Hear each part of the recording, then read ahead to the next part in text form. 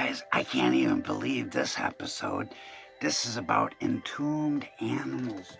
And this proves beyond a shadow of a doubt that Noah's flood happened not long ago, a few thousand years ago, 5,000, 6,000 years ago.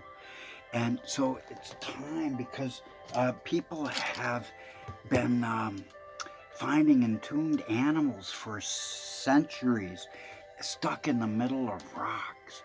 And so it's time to realize this. And all of these things make things so interesting. So it's time to be a pirate and go out into the deep. Find the treasure of excellence. And remember, kids, love your parents in spite of love. With that kind of love, in spite of anything, just love them because you choose to. In spite of, even if instead of because or if, doesn't matter. They love you, and so it's time to let our love free. Because if you don't do that, kids, then guess what? Then you're gonna have your horns all crooked like me today, and that's not even good. So, no, it came to pass at the turn of the century that newspapers then reported similar stories about beasties coming out of the middle of rocks.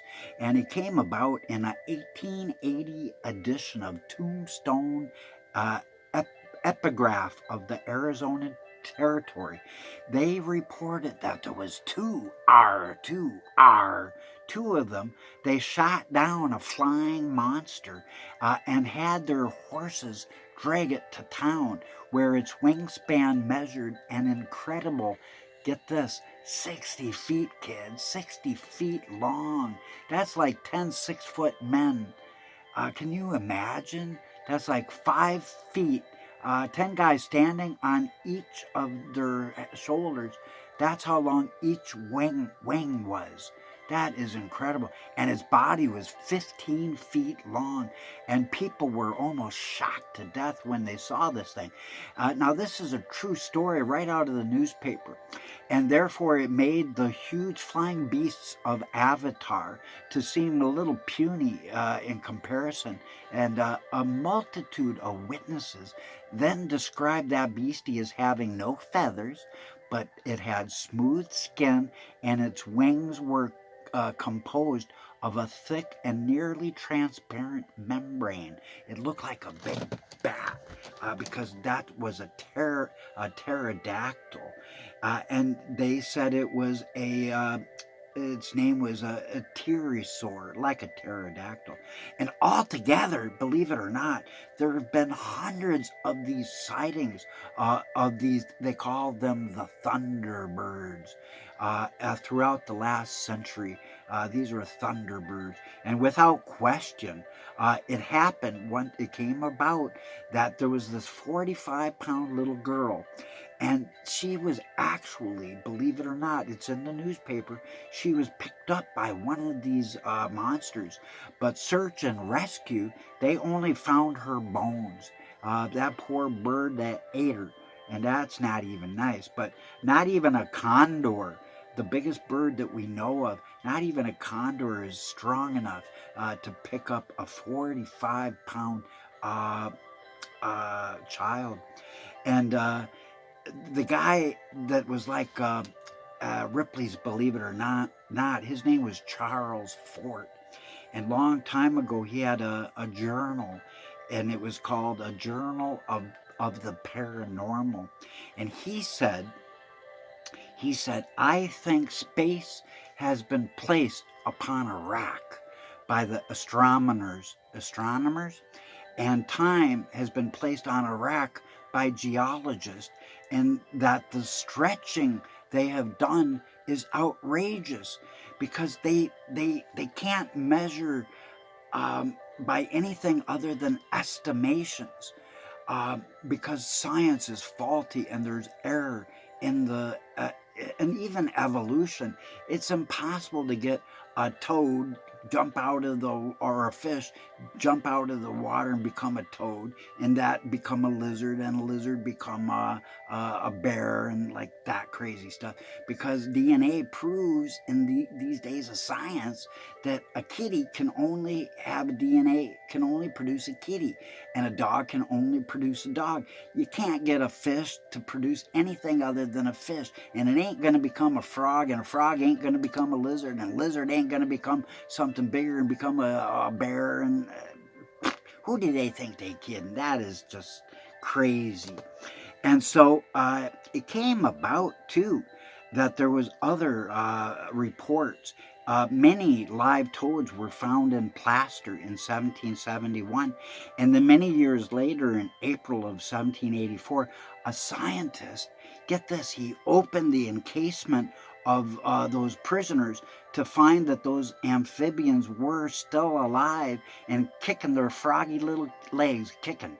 And afterwards, other experts, they figured out that not only did those froggies have no air at all, but no nutrition. There was no way any bugs or nothing could get in the middle of the rock, and it was prehistoric.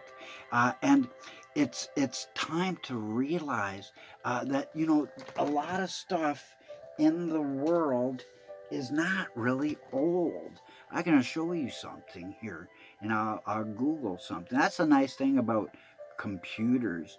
I'm going to put, there's something called a dragon shark. Did you guys ever hear of a dragon shark? And the cool thing is these things are like living fossils. And look at this guy. I'll show you. See that guy? He got the big funny head, and when you see that guy swimming, he look like a fossil. And you know, it's true. And here, I'm gonna show you. When he's swimming. And but he is a fossil.